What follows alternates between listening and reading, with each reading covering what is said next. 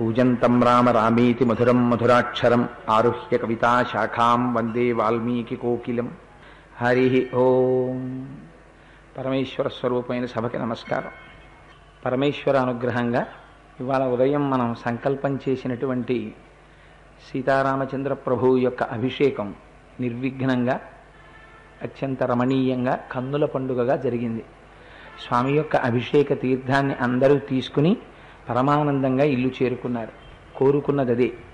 అందరి ఆ అభిషేకం జరిగి అందరూ ఆ అభిషేక తీర్థం పుచ్చుకొని అందరి కోరికలు తీర్చగలిగిన ఏకైక శక్తి పరమేశ్వరుడు ఒక్కడే కాబట్టి అందరూ మనశ్శాంతిగా జీవించాలి, సంతోషంగా ఉండాలనే కదా రామాయణ ప్రవచనం ప్రారంభం చేసింది. అందుకని తదంతర్గతమైనటువంటి అభిషేక క్రతువు కూడా పరమేశ్వరుడు నిర్విఘ్నంగా సుఖప్రదంగా దాన్ని పూర్తి చేయించాడు. దానికి వేరొక్కసారి సీతారామచంద్ర ప్రభువుకి శిరస్సు వంచి సాంజలిబంధకంగా ఆయన పాదార విందములకు శిరస్సు తాటించి నమస్కరిస్తూ నిన్నటి రోజు మనం ప్రవచనం పూర్తి చేసేసరికి స్వామి హనుమ సీతమ్మ తల్లి యొక్క జాడని అన్వేషిస్తూ రావణాంతఃపురం సమీపానికి చేరుకున్నారు. ఆ పుష్పక విమానాన్నంతటినీ అన్వేషించారు. ఆ పుష్పక విమానం తాలూకా విశేషాన్ని వివరిస్తూ మహీకృతా పర్వతరాజిపూర్ణా శైలాకృతా వృక్షవితానపూర్ణా వృక్షాకృతా పుష్పవితానపూర్ణా పుష్పం కృతం కేసరపత్రపూర్ణం. ఇంకంతకన్నా గొప్పది ప్రపంచంలో ఏముంటుంది? ఈ భూమండలం మీద ఎన్ని పర్వతాలున్నాయో అన్ని పర్వతాలు కూడా అక్కడ చెక్కబడ్డాయి. ప్రతి పర్వతం మీద ఉన్నటువంటి చెట్లు చెక్కబడ్డాయి, చెట్లకున్న పుష్పాలు చెక్కబడ్డాయి, పుష్పాలకున్నటువంటి కేసరములు చెక్కబడ్డాయి. అంత అందంగా ఉన్నటువంటి ఆ పుష్పక విమానంలోకి స్వామి హనుమ ప్రవేశించారు. నిన్నటి రోజున ఒక మాట చెప్పుకున్నాం. రావణుని యొక్క దుర్వృత్తికి మనకి సాక్ష్యంగా నిలబడేది అక్కడే ఉన్నటువంటి లక్ష్మీదేవి యొక్క మూర్తిని నమస్కారం చేస్తాడు. కానీ తెల్లవారుజామున నిద్ర లేవగానే సీతమ్మ తల్లి యందు కాముకుడై అశోకవనానికి వెడుతూ ఉంటాడు. ఎంత వేదం చదువుకున్నా, ఎంత తపస్సు చేసినా, ఎంత భక్తి కలిగినా, ఎంత పూజ చేసినా నడువడి లేనటువంటి వ్యక్తి రావణాసురుడు. నడువడి ఎప్పుడు భ్రష్టమైపోతుందో అప్పుడు మనిషి మానవత్వాన్ని వదిలిపెట్టేసినట్టే. దానివల్ల ప్రమాదకరమైనటువంటి పరిస్థితులు ఏర్పడతాయి. జ్ఞానము ఉండడం ఒకెత్తు, వేదం చదువుకోవడం ఒకెత్తు, ఉపనిషత్ సారం ఉండడం ఒకెత్తు. ఇన్ని ఉండడం ఒకెత్తు, దాన్ని ఆచరణలో పెట్టడం ఒకెత్తు. అనుష్ఠాన పర్యంతం లేనటువంటి విద్య ప్రమాదహేతువు. ఎందుచేత అంటే పోతన గారు భాగవతంలో ఒక మాట అంటారు, జ్ఞాన కలునిలోని శరదయోలే. ప్రపంచం తొందరగా నమ్మేది ఎవరిని నమ్ముతుంది అంటే భగవత్ సంబంధం ఉన్నవాడినే తొందరగా నమ్ముతుంది. ఇప్పుడే వస్తూ వస్తూ కారులో మా దొరగారితో ప్రస్తావన చేసుకుంటూ వచ్చాం ఆ మాట. భగవత్ సంబంధం ఉన్నవాణ్ణి అందరూ నమ్ముతారు. స్త్రీ పురుషులు అందరూ కూడా వాడిని అన్నదమ్ముడిగా, లేకపోతే ఒక గురువుగా, ఒక తండ్రిగా, ఒక పినతండ్రిగా, ఒక పెదతండ్రిగా సంభావన చేసి తొందరగా ప్రపంచం విశ్వసిస్తుంది భగవంతుని యొక్క సంబంధం ఉన్నవాడిని. వాడు కూడా అలాగే నిలబడాలి, వాడి నడువడి కూడా అలాగే ఉండాలి. అలా ఉండకపోతే దానివల్ల ప్రమాదం చాలా ఎక్కువగా ఉంటుంది. రావణాసురుడు వేదం చదువుకున్నాడు, రావణాసురుడు ఉపనిషత్తులు చదువుకున్నాడు, రావణాసురుడికి జ్ఞానం ఉంది, రావణాసురుడికి తపస్సు ఉంది. ఎన్ని ఉండి ఏం ప్రయోజనం? నడువడి మాత్రం ప్రమాదకరమైనటువంటి నడువడి. సుందరకాండకున్న గొప్పతనం అంతా అది. మన జీవితాల్ని తీర్చిదిద్దుతుంది సుందరకాండ. 2 పాత్రల్ని ఏకకాలమునందు అటు ఇటు నిలబెడతారు. నిలబెట్టడంలో అసలు రామచంద్రమూర్తి సుందరకాండలో కనపడరు, కానీ హనుమ చేత ఉపాసింపబడుతూ ఉంటారు. ఇటు రావణాసురుడు ప్రత్యక్షంగా కనపడుతూ ఉంటాడు, ఆయన వైభవం అంతా కనపడుతూ ఉంటుంది. నీవు చేసినటువంటి తపస్సు చేత కాలగమనంలో లుప్తమైపోయేటటువంటి ఇటువంటి వైభవానికి కట్టుబడతావో, లేకపోతే భగవంతుని యొక్క చరణారవిందములను నమ్ముకొని భక్తితో జీవితాన్ని గడపడానికి, రామచంద్రమూర్తిలా నడవడానికి, సత్యధర్మములను అనుష్ఠానము చేయడానికి ఇష్టపడతావో నిర్ణయించుకోమని సుందరకాండ మనకి చెప్తుంది. అందుకే సుందరకాండకి అటువంటి దీప్తి కలిగింది, అటువంటి ప్రకాశం ఏర్పడింది. సరే, ఆ లోపలికి ప్రవేశించారు. ప్రవేశిస్తే ఆ రావణాసురుడు పడుకునేటటువంటి ఆ శయనాగారంలోకి వెళ్ళారు. పెడితే అక్కడ ఒక గమ్మత్తైనటువంటి విషయాన్ని మహర్షి చెప్పారు. దీపానాంచ ప్రకాశేన తేజసా రావణస్య చ అర్చిర్భిర్భూషణాంచ ప్రదీప్తేత్యభ్యమన్యత అన్నారు. అక్కడ గోడలకి కాగడాలు పెట్టున్నాయి. అప్పట్లో విద్యుత్తు లేదు కదా, అందుచేత కాగడాలు పెట్టారు, ఆ కాగడాలు వెలుగుతున్నాయి. కాగడాలు వెలుగుతుంటే ఆ పక్కనే తల్పం మీద రావణాసురుడు నిద్రపోతున్నాడు. ఆయన పడుకున్నటువంటి తల్పము బంగారు తల్పము. అక్కడ పడుకున్న స్త్రీలు ధరించినటువంటి ఆభరణములు ఎర్రని బంగారముతో కూడుకున్నటువంటి ఆభరణములు. ఆయన పెట్టుకున్న ఆభరణములు స్వర్ణాభరణములు. ఈ దీపము యొక్క కాంతి అక్కడ ఉన్నటువంటి స్త్రీలు పురుషులు అలంకరించుకున్నటువంటి ఆభరణములలో ఉన్నటువంటి అనేక రకమైన మణులలోంచి ప్రతిఫలించినటువంటి కాంతి, బంగారము నుంచి పైకి వచ్చినటువంటి కాంతి కలిసి ఏదో మండిపోతోందా అన్నట్టుగా ఒక ఎర్రటి కాంతి ఆవరించిందిట. ఈ విషయాన్ని కొంచెం జాగ్రత్తగా గమనించాలి. ఏ మాట అనవసరంగా మాట్లాడరు మహర్షి. శయనాగారంతో సహా అక్కడ ఉన్నది మీకు ఏం కనపడుతుందంటే మహర్షి తీర్పులు చెప్పరు. మీరు అలా జాగ్రత్తగా గమనించండి. ఆ శ్లోకం ఎంత అందంగా ఇస్తారో చూడండి. ఆయన అంటారు, ప్రధ్యాయతమివాపశ్య దీపానాం ప్రదీప్తాం తత్ర కాంచనాం ధూర్తామివ మహాధూర్తై దేవనేన పరాజితాం. ఆ ఉపమానం వెయ్యడంలోనే మనకి తెలిసిపోతుంది. కాగడాలు దీపాలు అలా నిలబడి వెలుగుతున్నాయిట. ఇటు కాని అటు కాని కదలటం లేదుట. అలా నిలబడి వెలుగుతున్న దీపాలని చూస్తే 2 అర్థాలు గోచరిస్తున్నాయన్నారు మహర్షి. ఏమిటట అర్థాలు? జూదం ఆడేవాళ్ళు ఉంటారు. ఆ జూదం ఆడుతున్నప్పుడు ఆ జూదం ఆడుతున్న వాళ్ళల్లో ఒకడు ఓడిపోతాడు. వాడి దగ్గర ఉన్న డబ్బంతా అయిపోతుంది. అయిపోయిన తర్వాత అయ్యో పాపం ఇంటి దగ్గర ఉన్న సమస్తం పట్టుకొచ్చి పెట్టాడు, పెళ్ళం మెళ్ళో పుస్తెళ్తాడు కూడా పట్టుకొచ్చి పెట్టేశాడు రా, మనమే కదా గెలిచిన వాళ్ళం పంచుకు తినేశాం, పోన్లేరా పాపం నువ్వు ఆడరా కాసేపని వాళ్ళేమనరు. డబ్బులు అయిపోగానే లేచిపోమంటారు. లేచిపోమ్మన్న తర్వాత కూడా జూదానికి ఉన్నటువంటి గొప్పతనం ఏమిటంటే వాడు ఇంటికి వెళ్ళాడు. లేచిపోయి ఈ పక్కవాడు పట్టుకున్నటువంటి ముక్కల్లోకి అలా చూస్తూ ఉంటాడు. అలా గుడ్లప్పగించి చూస్తున్నటువంటి జూదర్ ఎలా ఉంటాడో ఆ నిలబడిపోయి వెలుగుతున్న దీపాలు అలా ఉన్నాయిట. కాదుట. మహర్షి అంటారు, ఎక్కడెక్కడ ఎటువంటి సంప్రదాయం ఉంటుందో, ఎక్కడెక్కడ ఎటువంటి పరిస్థితి ఉంటుందో దాన్ని బట్టి మీరు ఆ ఇంటి సంస్కారాన్ని నిర్ణయించేయచ్చు. ఆ ఇంట్లో ఉన్న మనుషుల యొక్క సంస్కారాన్ని మీరు నిర్ణయించేసేయచ్చు. ఎంత అందంగా మాట్లాడతారో చూడండి. అన్యోన్య భుజసూత్రేణ స్త్రీమాలా గ్రథితాహిస స్త్రీమాల అన్యోన్య భుజసూత్రేణ స్త్రీమాలా గ్రథితాహితా అని ఆ ఒక్క స్త్రీ ఒకరి మీద ఒకరు చేతులు వేసుకు పడుకున్నారట. పడుకుంటే మహర్షి ఒక అందమైన మాట అంటారు. అక్కడ పడుకున్నటువంటి స్త్రీలు ఎవ్వరికీ కూడా ఒంటి మీద వస్త్రం సరిగ్గా లేదు. అలా మహర్షి అన్నారు. ఆ మాట రచనలో ఉన్నటువంటి వైశిష్ట్యం చూడండి. అన్యోన్య భుజసూత్రేణ స్త్రీమాలా గ్రథితాహిస మాలేన గ్రథితాసూత్రే శుశుభే మత్త షట్పద అంటారు. చేతులు ఒక ఆవిడ ఇలా పడేసింది. పడేస్తే ఆ చేతి మీద ఇంకొక ఆవిడ తల పెట్టుకు పడుకుంది. అందరి ముఖాలు పద్మాల్లా ఉన్నాయిట. పద్మములేమో అనుకుని 9 వస్తాయేమో అనుకున్నారు హనుమ. అంత ప్రకాశవంతంగా ఉన్నాయిట. చిత్రం ఏమిటంటే పడుకున్నటువంటి స్త్రీలు కొన్ని వేల మంది అలా పడుకున్నారు. వీళ్ళందరూ మదవిహ్వలులై రావణాసురునితోటి కామోపభోగాన్ని అనుభవించి విశేషమైనటువంటి మద్యపానం చెయ్యడం చేత మత్తెక్కి బడలి నిద్రపోయి ఉన్నారు ఆ స్త్రీలు. పక్కన ఎవరున్నారు? ఆ పక్కనే తల్పం మీద మండోదరుంది. తన యొక్క పట్టమహిషి పెద్ద భార్య మండోదరి పక్కన తల్పం మీద పడుకునుండగా ఆవులతో క్రీడించినటువంటి ఒక ఆబోతు ఎలా నిద్రపోతుందో అలా ఇంతమంది స్త్రీల మధ్యలో తల్పం మీద వాడు నిద్రపోతున్నాడు. వాడి సంస్కారం ఏమిటో చెప్పడానికి ఇంకంతకన్నా వేరొక శ్లోకం అక్కర్లేదు అని మహానుభావుడు వాల్మీకి మహర్షి అంటారు. అలా ఉందని అనుకుంటున్నారా? నచాకులీన నచహీన రూప నదక్షిణానా నుపచారయుక్త భార్యాభవత్తస్య నహీన సత్వ నచాపి కాంతస్య నకామనీయ. అలా అక్కడ ఉన్నటువంటి కొన్ని వేల మంది స్త్రీలు నచాకులీన, ఏదో తక్కువ జాతిలో జన్మించినటువంటి వారు కారు. నచ హీనరూప, ఎవరు సౌందర్యం తక్కువైన వాళ్ళు కారు. నచాకులీన నచ హీనరూప నదక్షిణా నానుపచారయుక్త, ఇతపూర్వం వేరొక పురుషుణ్ణి పొందినవారు కారు. లేదా భర్తకి ఉపచారం చెయ్యడం తెలియనటువంటి వారు కారు. నడువడి తెలియనటువంటి వారు కారు. పవిత్రమైనటువంటి జన్మించినటువంటి వారు. ఇంతమంది స్త్రీలు రావణాసురుణ్ణి కోరుకుని వచ్చిన వాళ్ళు. అక్కడ రావణాసురుణ్ణి కోరుకోనిది, రావణాసురుడు నాకొద్దు రాముడే కావాలి అంటున్న మహాపతివ్రత అయినటువంటి స్త్రీ ఒక్కతే. ఆ తల్లి అశోకవనంలో శిశుపా వృక్షం కింద కూర్చుని కంటి వెంట నదీ జలాలు ఒడ్డుని ఒరుసుకుని పైకొచ్చినట్టుగా ఏడుస్తోంది ఆ తల్లి.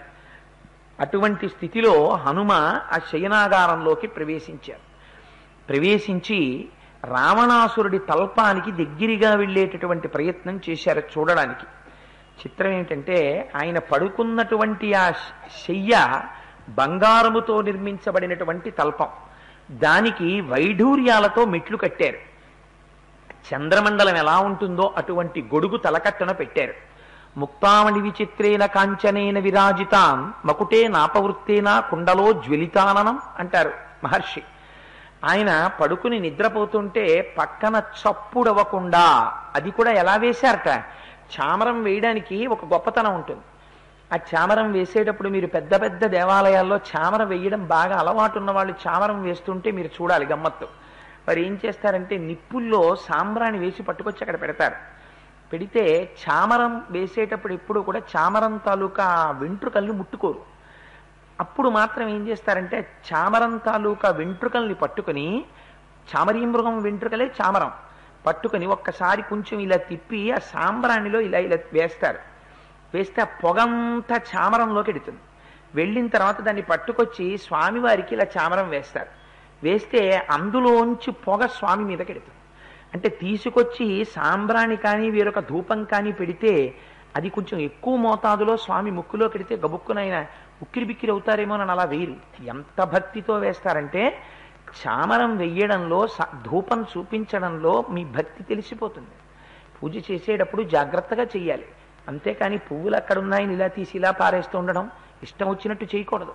చేసేటప్పుడు దానికి ఒక కట్టుబాటు ఉండాలి, దానికి ఒక నియమం ఉండాలి, దానికి ఒక షరత్ ఉండాలి. అందుచేత ఆయనకి చామరం వేసేటటువంటి వాళ్ళు చుట్టూ నిలబడినటువంటి ఉత్తమాంగనలైనటువంటి స్త్రీలు అందులోకి అనేక రకములైనటువంటి పరిమళ ద్రవ్యాల్ని చేర్చారట. చేర్చి నిద్రపోతూ ఉండగా జాగ్రత్తగా చామరం వీస్తున్నారు. ఎక్కడా చప్పుడు అవ్వకూడదు, ఆయనకి నిద్రాభంగం కలగకూడదు. అందుకని సమీప కక్ష్యల్లో వీణ మొదలైనటువంటి చాలా చక్కటి సన్నటి సంగీతాన్ని వినిపించగలిగినటువంటి ఆ సంగీత వాద్య పరికరముల మీద మంచి సంగీతాన్ని వినిపిస్తున్నారు. ఆయన ఉత్తమమైనటువంటి ఆస్తరణం పరచబడి ఉంది ఆ తల్పం మీద. ఆ పరుపు మీద పడుకునున్నాడు. పడుకునున్నప్పుడు గమ్మత్తు ఏమిటంటే ఒక్కటే తల. ఆయనకి మహేశ్వర వరసంపన్నుడు. యుద్ధ భూమిలోకి వెళ్ళినా, సభామంటపంలోకి వెళ్ళినా 10 శిరస్సులు వస్తాయి, 20 చేతులు వస్తాయి. ఆ 20 చేతుల్ని ఖండించినా మళ్ళీ చేతులు పుడతాయి, తలకాయలు గిల్లేసినా మళ్ళీ తలకాయలు వస్తాయి. అటువంటి వరసంపన్నుడు. నిద్రపోతున్నప్పుడు మాత్రం ఒక్క తలకాయతోనే ఉంటాడు, 2 చేతులతోనే ఉంటాడు, కామరూపి. కానీ అలా ఉండడం వెనకాల తత్వంలో ఏం చెప్తారంటే, మనస్సు నిద్రపోతున్నప్పుడు ఇంకా జ్ఞానేంద్రియాలు, కర్మేంద్రియాలు, వాటికి సంబంధించినటువంటి ప్రవృత్తి నివృత్తి ఇవేం ఉండవు. అందుకనే అన్ని చేతులు ఉండవు, 2 చేతులతో ఒక్క శిరస్సుతో పడుకుని ఉంటాడు.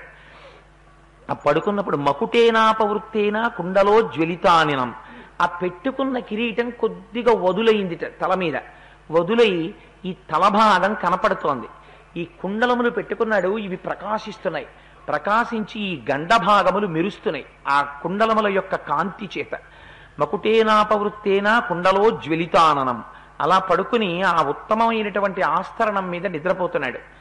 స్వామి హనుమ దగ్గరికి వెళ్ళారు. వాల్మీకి మహర్షి దగ్గర చాలా గొప్పతనం. ఋషివాక్యం అంటే అలాగే ఉంటుంది, ఆయనకేం పక్షపాతం ఉండదు. రామచంద్రమూర్తి కదా వెనకేసుకొద్దాం, హనుమ కదా వెనకేసుకొద్దాం, రావణుడు కదా మంచైనా చెడైనా నిందిద్దాం, ఇలా ఉండరు. ఏదో ఒక పాత్ర పట్టుకుంటే ఆ పాత్ర మీద మమకారంతో పాత్రలు మార్చే అలవాటు వాల్మీకి మహర్షికి లేదు. అందుకే రావణాసురుని యొక్క గొప్పతనం ఏమిటో చెప్పవలసినటువంటి అవసరం వస్తే నిర్దాక్షిణ్యంగా మాట్లాడతారు ఆయన గొప్పతనం గురించి. హనుమ అంతటి వారు నిద్రపోతున్న రావణాసురుని యొక్క తల్పం దగ్గరికి వెడితే వాడి యొక్క రోమకూపాల్లోంచి కొడుతోందట బ్రహ్మతేజస్సు. అంత తపస్సు వాడిది, ఏ సామాన్యమైన తపస్సు కాదు. అందులోంచి కొడుతున్నటువంటి తేజస్సు చేత తొలగదోయబడ్డారట హనుమ. అమ్మ బాబోయ్ దగ్గరికి వెళ్ళి చూడడమే అని విసిరేసినట్టుగా పక్కకి వెళ్ళిపోయారట.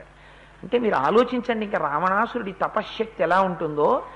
దుర్వినియోగమైపోయినటువంటి తపస్సుని, సద్వినియోగమైన తపస్సుని రెండిటికి తేడా మీరు చూడాలంటే రావణుణ్ణి, హనుమని ఇద్దరి పట్ల వాల్మీకి మహర్షి ప్రయోగించేటటువంటి శ్లోకాలని మీరు గమనించాలి. గమనిస్తే ఇద్దరికీ తేడా తెలుస్తుంది.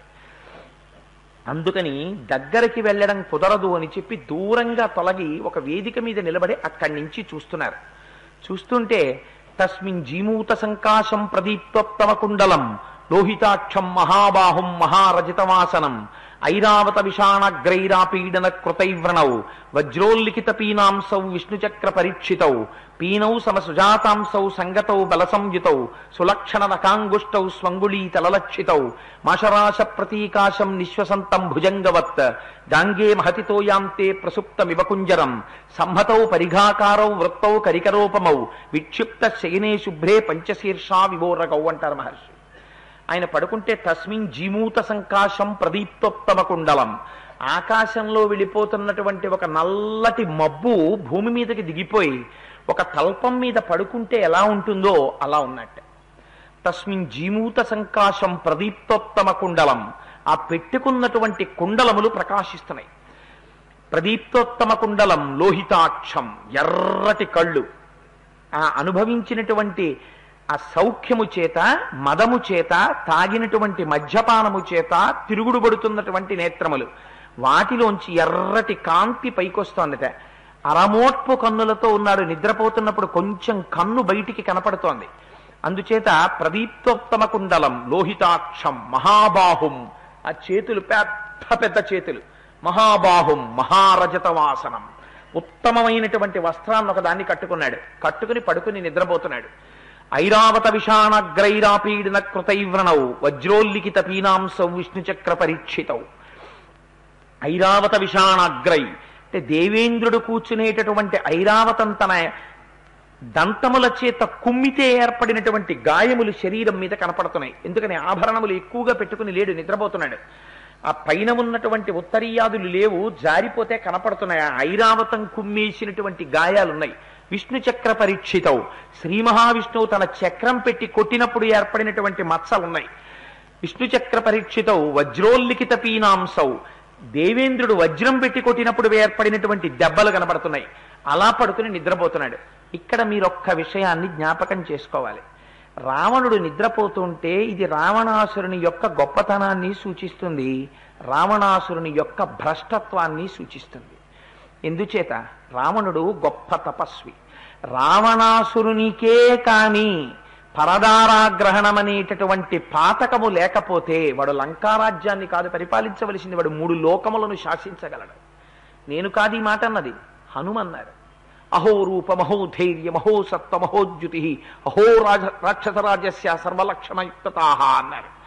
అటువంటి రావణాసురుడు అంత తపస్సున్నవాడు, వాడి ఒంటి మీద దేవేంద్రుడు కొట్టిన వజ్రపు దెబ్బలు, విష్ణువు కొట్టినటువంటి శ్రీ మహావిష్ణువు కొట్టినటువంటి చక్ర దెబ్బలు, ఐరావతం యొక్క దంతపు దెబ్బలు, ఇవన్నీ వాడి ఒంటి మీదకి ఎందుకు రావాలి అంటే తనకున్నటువంటి తపస్సుని దుర్వినియోగం చేసి సమస్త లోకములను బాధ పెట్టాడు.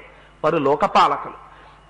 లోకపాలకులైనటువంటి వారు లోకాల్ని రక్షించాలి కనుక ఆ రావణాసురుడు తనంత తానుగా వారి మీదకి యుద్ధానికి ఎడితే చతుర్ముఖ బ్రహ్మగారు ఇచ్చినటువంటి వరాల్ని గౌరవించారు వాళ్ళు. ఇంటి పెద్ద మహానుభావుడు బ్రహ్మగారు వరాలు ఇచ్చాడు, మేం గౌరవించాలి అని మిన్నకున్నారు. చేసిన యుద్ధాల్లో అటువంటి దెబ్బలు వాడి ఒంటి మీద పడ్డాయి. అంటే వాడిది ఎంత భ్రష్ట తపస్సో మిమ్మల్ని ఆలోచించుకోమని మహర్షి చెప్తున్నటువంటి వాక్యం. అంత తపస్సు ఉండొచ్చు, హనుమ అంతటి వారు పక్కకి తొలగిపోయేటంతటి తేజస్సు పైకి రావచ్చు, కానీ ఒంటి మీద ఉన్న దెబ్బలు అతనిలో రావలసిన మార్పుని సూచిస్తుంది. అతనిలో మార్పు రాలేదనడానికి ఉదాహరణ అతను పడుకున్న తీరు. అతను ఎంతగా కామమునకు వశుడైపోయాడో, ఏ కామము చేత రావణుడు నిగ్రహింపబడతాడో, ఏ కామము చేత రావణుడు భవిష్యత్తులో నిహతుడైపోతాడో ఆ కామాన్ని మహర్షి అక్కడ చూపిస్తున్నారు. కామము పురుషార్థములలో ఒకటి అంతే.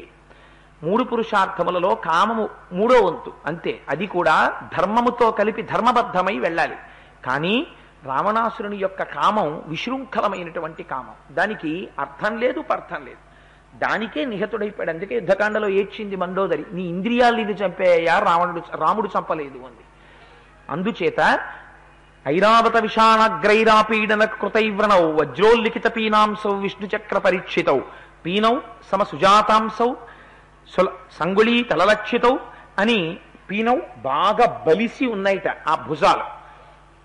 పడుకునుంటే సమసుజాతాంసౌ చేతి గోళ్ళు ఎర్రటి కాంతితో మెరిసిపోతున్నాయిట. గోళ్లకు ఉండేటటువంటి కాంతి అతను పొందినటువంటి ఐశ్వర్యాన్ని చూపిస్తుంది. సాముద్రిక శాస్త్రంలో గోళ్ళు అంత కాంతివంతంగా ఉంటే అది ఐశ్వర్య లక్షణం. అందుచేత మీ గోళ్ళు చూసుకోకండమ్మా, ఇప్పుడు అక్కర్లేదు వాటి గురించి. అందుకని సులక్షణమకాంగుష్టౌ స్వంగుళీ తలలక్షితౌ మాషరాశ ప్రతీకాశం నిశ్వసంతం భుజంగవత్. మాషరాశ ప్రతీకాశం రాశి పోసేసినటువంటి మినువులు ఎలా ఉంటాయో అలా ఉన్నట్ట. మాషరాశ ప్రతీకాశం నిశ్వసంతం భుజంగవత్. ఆ ఉపమానాలు చూడండి, నిజంగా ఎటువంటి ఉపమానాలు వేస్తారో. నిశ్వసంతం భుజంగవత్, నిద్రపోతున్నటువంటి ఒక పెద్ద పాము. ఆ పాము మిమ్మల్ని చూడలేదు, అది నిద్రపోతోంది. పాము నిద్రపోవడం కూడా చాలా గమ్మత్తుగా నిద్రపోతుంటుంది ఒక్కొక్కసారి. అది కూడా, దానికి కూడా ఒక శరీరం ఉంది కదా, దానికి ఒక బాధ ఉంటుంది కదా. వేసవ కాలంలో నా చిన్నతనంలో ఒకసారి ఒక విచిత్రమైనటువంటి సంఘటన చెప్తుండేవారు. అది ఎక్కడికొచ్చి పడుకుంటుందంటే, వేసవి కాలంలో తాపం ఎక్కువైపోతే ఇళ్లల్లో చేతులు కడుక్కోవడం, ఇళ్ళు కడుక్కోవడం ఇలాంటి జరిగిన చోట పూర్వం తూము బయట నీళ్లు పెరట్లో ఉన్న మొక్కల్లోకి వెళ్ళిపోవడానికి గాడి ఉండేది. ఇప్పుడంటే అంతంత చోట్లు ఎక్కడున్నాయి, అన్ని మొక్కలు ఎక్కడున్నాయి, ఉన్నవారు ధన్యులు. అందుకని ఆ తూము పక్కన నీటి తడి ఆరకుండా ఎక్కడుంటుందో అక్కడికి వచ్చి చుట్టుకు పడుకునేవి. ఎందుకు అంటే కాస్త ఒంటికి చల్లతనం తగులుతుందని, ఆ పరితాపం తట్టుకోలేక వచ్చి అక్కడ చుట్టుకు పడుకునేవి. ఆ పడుకున్నప్పుడు వాటికి కూడా పాపం నిద్ర పట్టేదిలా ఉంది. అలా నిద్ర పట్టేసి ఉండిపోయేవి. అంత గమ్మత్తుగాను పడుకుంటాయి ఆ పాములు. ఎందుకంటే మా ఇంట్లో ఒక సంఘటన జరిగింది. ఇప్పుడు నేను దాని గురించి వేదిక మీద ప్రస్తావన చేయదలుచుకోలేదు కాబట్టి నేను ఆ సంఘటన చెప్పట్లేదు. అంతలా గోధుమ త్రాచులు కూడా అలా పడుకుంటాయి వచ్చి. అలా పడుకున్నటువంటి పాము మిమ్మల్ని చూడకపోవచ్చు. మీరు ఆదమరుపుగా చీకడుక్కుందామని ఇలా వెళ్ళారు. వెళ్ళేసరికి ఆ పాము చుట్టుకుని పడుకునుంది. మీరు పావుని చూశారు. పాము మిమ్మల్ని చూసిందో లేదో చూడగలిగినంత శ్రద్ధ మీకేం ఉండదు. అప్పుడు పావు నన్ను చూస్తోందా చుట్టలేదా అని ఇలా వెళ్ళి చూస్తారేమిటది చుట్టుకు పడుకుంటే. అది బుస్సు మనలేదు, తలెత్తలేదు, పడగ విప్పలేదు, అంతే. మీరు వెనక్కి వెళ్ళిపోతారు ఇంట్లోకి. వెళ్ళిపోయి మెల్లిగా ఎవరినో పిలిచి చెప్తారు, పావు పడుకుందని అన్న తర్వాత వాళ్ళు బయటికి వెడతారు. వెళ్ళి చూసి వచ్చి అక్కడ ఏం లేదు కానీ పెద్ద చార పడింది, వెళ్ళిపోయిందిలా ఉంది అంటారు. వెళ్ళిపోయిందిలే అని చెప్పి మీరు హాయిగా నేల మీద చాపేసుకు పడుకుంటారా? మీరు పడుకోలేరు. ఎందుకు పడుకోలేరు? అది చూసిందో చూడలేదో అనుమానం ఉంటే చాలు మీకు భయమే. వాడు పడుకున్నాడు. వాడు పడుకున్నప్పుడు వాడిని చూసినా భయమే. ఒకవేళ వాడు కానీ చూశాడేమో అని. వాడు కానీ చూశాడా, చూపు అలాంటిది, అవతల వాళ్ళు ఏదుంటే అది ఎత్తుకుపోతాడు.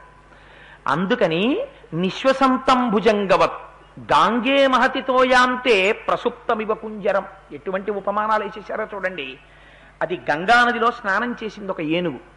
స్నానం చేసి అక్కడ ఉన్నటువంటి ఒక పెద్ద ఇసుక తిన్నె మీద పడుకుంది. మీరు కూడా గంగలో స్నానం చేద్దామని వెళ్ళారు. అదేదో నల్లరాళ్ళ గుట్ట అనుకున్నారు. పడవ దాటేసి దిగేసి గంగలో స్నానం చేసి వెనక్కి తిరిగి చూశారు. ఒక ఏనుగు స్నానం చేసి పడుకునుంది, పెద్ద ఏనుగు. మీరు చూశారు. చూసి ఆహాహా ఏనుగా, గంగలో స్నానం చేశావే, నీ జన్మ చరితార్థం అని మీరు అనగలరా? అనలేరు. ఎందుకని? ఏనుగుకో లక్షణం ఉంటుంది. ఏనుగు యొక్క స్నానానికి ఒక్కదానికే గజస్నానం అని పేరు. మీరు పట్టుకెళ్ళి ఎన్ని సబ్బులెట్టి ఏనుగు రుద్దండి, ఏనుగును రుద్ది స్నానం చేయించిన ఇలా బయటికి రాగానే దుమ్ము ధూళి ఎక్కడున్నాయో చూసుకుంటుంది. చూసుకుని తొండంతో తీసి నెత్తి మీద పోసేసుకుంటుంది. పోసేసుకుని ఒళ్ళంతా ఎండుటాకులు, దుమ్ము, ధూళి, పనికిరాని వస్తువులు వేసేసుకుని మళ్ళీ వెళ్ళిపోతుంది. అదో గమ్మత్తు. అలా వెళ్ళిపోయినా ఏనుగే. అలా వీడు నిద్రపోతున్నాడు కాబట్టి అలా ఉన్నాడు నిశ్శబ్దంగా. వాడు కానీ నిద్ర లేచాడా, మళ్ళీ మొదలు వీధుల్లో తిరుగుతాడు, దుమ్మంతా తెచ్చి మీదోసుకుంటాడు. అక్కరలేని అన్ని విషయాల వైపుకి తిరిగేటటువంటి అలవాటు ఉన్నవాడు.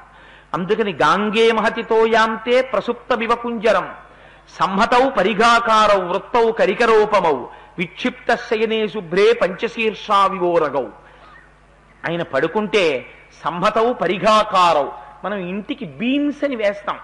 ఆ బీమ్స్ ఎలా ఉంటాయో అలా ఉంటాయి వాడి చేతులు. అంటే ఇంకా చెయ్యి, ఇంకా ఆయుధం ఎందుకు, ఆ చేతితో కొడితే చాలు పడిపోతాడు యువతలవాడు. అందుకని అటువంటి పరిగల లాంటి చేతులుట. ఆ రెండు చేతులు ఇలా పెట్టుకుని నిద్రపోతున్నాడు. నిద్రపోతుంటే 5 వేళ్లు కనపడుతున్నాయి మెరిసిపోతూ.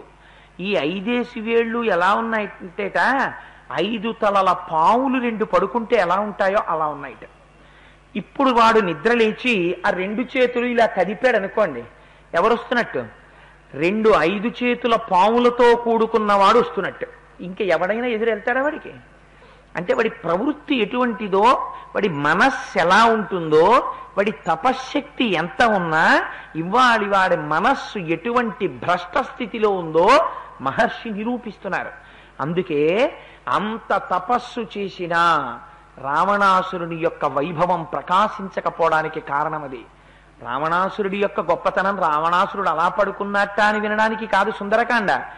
ఎంత తపస్సు ఉన్న రావణాసురుడు పడుకుంటే నిష్పక్షపాతమైనటువంటి ఋషి చేత ఇలా చెప్పబడితే, మనకి కూడా పాపచింతనతో కూడినటువంటి జీవితము లోపల ఉండి పైకి ఎంత పూజలు చేసేవాళ్లే కనపడినా ఉపయోగమేమి, చూసేవాడొకడు చూస్తూనే ఉన్నాడు, జ్ఞాపకం పెట్టుకో. అందుచేత సంహతౌ పరిఘాకారౌ వృత్తౌ కరికరూపమౌ విక్షిప్త శయనే శుభ్రే పంచశీర్షా వివోరగౌ. అటువంటి రావణాసురుణ్ణి ఆ స్తంభం నుంచి చూశారట హనుమ. అమ్మ బాబో, ఏమి ప్రకాశం, ఏమి తేజస్సు, ఏమి ద్యుతితో ఉన్నాడు రా మహానుభావుడు అనుకున్నారు. అనుకుని స్తంభం దిగారు. స్త్రీలలో కదా సీతమ్మని వెతకాలి, అందుకని అక్కడ ఉన్నటువంటి స్త్రీలందరినీ వెతికారు. మహర్షి చెప్పినటువంటి గమ్మత్తైన మాట ఏమిటంటే, పక్కవారు కట్టుకున్నటువంటి చీర తీసి తన మీద దుప్పటీగా వేసుకున్నది అన్నారు. అంటే దాని అర్థం ఏమిటి? పక్కవారి ఒంటి మీద చీర ఉన్నట్ట లేనట్టే. అటువంటి స్థితిలో మహర్షి చూశారు. అన్యామాలింగ శుశ్రోణి ప్రసుప్త మదవిహ్వల అన్నారు. ఇంకా దారుణమైన సన్నివేశం. ఇది ఎవరి గురించి చెప్పడం సుందరకాండలో? అవి మనకి వర్ణించి చెప్పడం కాదు మహర్షి యొక్క ప్రయోజనం. వేరొకరి గొప్పతనాన్ని చెప్పడానికి చెప్తున్నారు. వాళ్ళందరూ సామాన్యమైన కాంతలు కారు. యక్ష గంధర్వ కిన్నెర కింపురుష కాంతలు వాళ్ళందరూ. వాళ్ళు, ఒక ఆమె మృదంగాన్ని గట్టిగా కౌగిలించుకుంది, ఒక ఆవిడ నాట్యం చేస్తూ చేస్తూ నిద్రైపోయింది, ఒక ఆవిడ పాట పాడుతూ పాడుతూ నిద్రపోయింది, ఒక ఆవిడ మృదంగం వాయిస్తూ వాయిస్తూ నిద్రపోయింది, ఒక ఆవిడ వేణువు ఊదుతూ ఊదుతూ నిద్రపోయింది, ఇంకొక ఆవిడ వీణ వాయిస్తూ వాయిస్తూ నిద్రపోయింది. నిద్రపోయేటప్పుడు వీళ్ళందరూ ఆ సంగీత పరికరాల్ని గట్టిగా కౌగిలించుకున్నారు. కౌగిలించుకుని వాటి వైపుకి చుంబిస్తున్నారు నిద్రలో. ఏమని? అది రావణాసురుని యొక్క ముఖం అనుకుని చుంబిస్తున్నటువంటి స్త్రీల ఒక్క స్త్రీ ఒంటి మీద సరి అయినటువంటి స్థితిలో ఆభరణం కాని, ఒక్కరి ఒంటి మీద పూలదండ సరిగ్గా కాని, ఒక్కరి ఒంటి మీద బట్ట సరిగ్గా కాని లేవు. ఇంకా ఇక్కడి నుంచి పానశాలకు వెడతారు హనుమ. అక్కడికి వెళ్ళినప్పుడైతే అసలు ఒంటి మీద నూలు పోగులేని స్త్రీల్ని చూశారు. గమ్మత్తేమిటో తెలుసా? ఇంతమందిని చూస్తుంటే ఆయన చూసేది సీతమ్మ తల్లిని చూసుకెళ్ళిపోతున్నారు. సీతమ్మ సీతమ్మ సీతమ్మ ఈ భావన తప్ప ఆయనకి ఇంకొక భావన లేదు.